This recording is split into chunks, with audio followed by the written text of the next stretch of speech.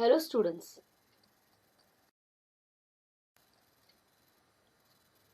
This is continuation of 5th chapter from Science of Standard 6, Substances in the Surroundings, Their State and Properties. We have already done with part 1 and part 2. This is part 3.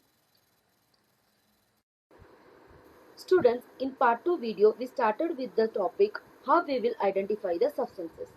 And we saw that the substance can be identified by studying their properties and they can be put to use according to their properties. Now let's study the properties of substances in detail. Properties of substances. Different substances have different properties and substances may differ with respect to their properties like hardness, brittleness, transparency, elasticity, solubility in water, etc. So students, let's study these properties one by one. First one is brittleness. What will happen if a pressure is applied on a substances like chalk, brick, glasses, etc. These substances break into small pieces or particles. Such substances are said to be brittle. Brittle means easily broken or cracked. So,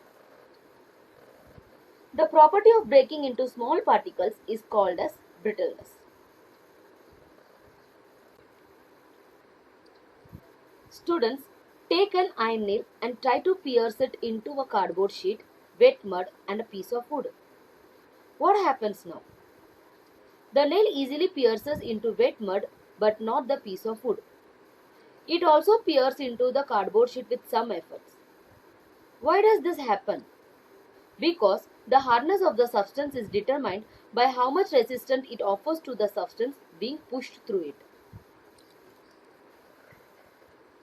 So, the property of resisting other substance is called as hardness. Now, elasticity. Students, stretch a rubber band and let it go or apply pressure on a piece of sponge and release it. What do you all see? The rubber band and the sponge go back to their original shape. So, some substances change their shape when a force is applied on them, but return to their original shape and size when the force is removed. This property is called as elasticity. So, what is elasticity now? Returning back to their original shape and size upon withdrawal of force or pressure is called as elasticity. Next, fluidity. Students, take a flat metal sheet of a size of notebook. Holding it at an angle, put a drop of water, honey and gum at different places on the board. Now observe how they flow. Liquids flow downwards on the sloping surface. So, the property of flowing from the slope is called as fluidity. The fluidity of any liquid is determined by how easily it flows. Density. If blocks of the same size, one of plastic, one of glass and other of iron, are weighted in a balance, how would they compare? The mass of the different substances having the same volume can be different. This difference is because of the difference in their densities. So, the property of the density is because of the mass of the substances.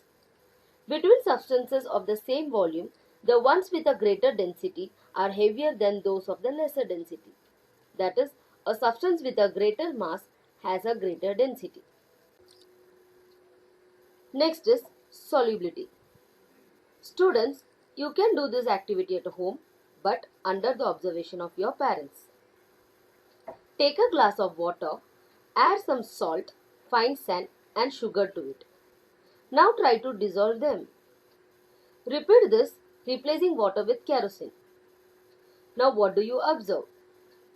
Some solid substances dissolve in a particular liquid. If a solid does not dissolve in a liquid, it is said to be insoluble in that liquid. Example, salt is soluble in water but insoluble in kerosene. So what is solubility? The property of a substance to get dissolved is called as solubility. The substances that dissolve are called soluble substances and those that does not dissolve are called as insoluble substances. Transparencies. Students, when you look outside the closed window, what you will see? You can see the things that are present on other side, right? So, when we can see through any substances, it is said to be transparent. This property of a substance is called as transparencies. For example, glass, clean water, some types of plastics are transparent substances. Now we will see about metals. Metal is a substance when freshly prepared, polished or fractured shows a lustrous appearance and is a good conductor of heat and electricity. How are metals found? Metals are found in the form of minerals deep inside the earth. Minerals from the earth's crust are processed to obtain the metal. Substances like copper, gold, iron, aluminium are called metals. In our day-to-day life, metals have various important uses. So come on, let us study some common properties of metals.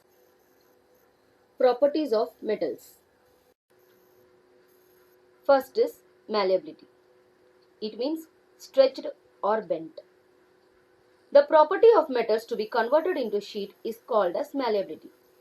For example, take a piece of copper or aluminium wire and hammer it repeatedly. What do you observe? On hammering repeatedly, the wire becomes flat. That is, it forms a thin sheet. Metals can be converted into sheets by hammering. So, this property of metal is called as a malleability. Next, ductility. Means capable of being bent or pulled into different shapes. The property of metals by which they can be stretched and drawn into wires are called as ductility. For example, metals like silver, gold, copper, iron, platinum can be drawn into fine wires. Electrical conductivity. Electricity flows through metals. All metals are good conductor of electricity to a greater or lesser extent. So the property to carry electricity is called as electrical conductivity. Next is thermal conductivity. The property to carry heat is called as thermal conductivity. For example, when a piece of metal is heated at one place, the whole of it becomes hot. This shows that the metal allows heat to flow through them. So, all metals are good conductor of heat. Next is characteristic color and luster. Luster means shimmer, glitter, shiny, twinkle, etc. All the metals have a characteristic color and luster which is specific for each metal and by which it can be identified. In this picture, you can see the examples of luster and color. Sonority. The ability of metals to produce a ringing sound is known as sonority. For example, when a metal coin falls on the floor or when the bell is rung, it produces the clear ringing sound.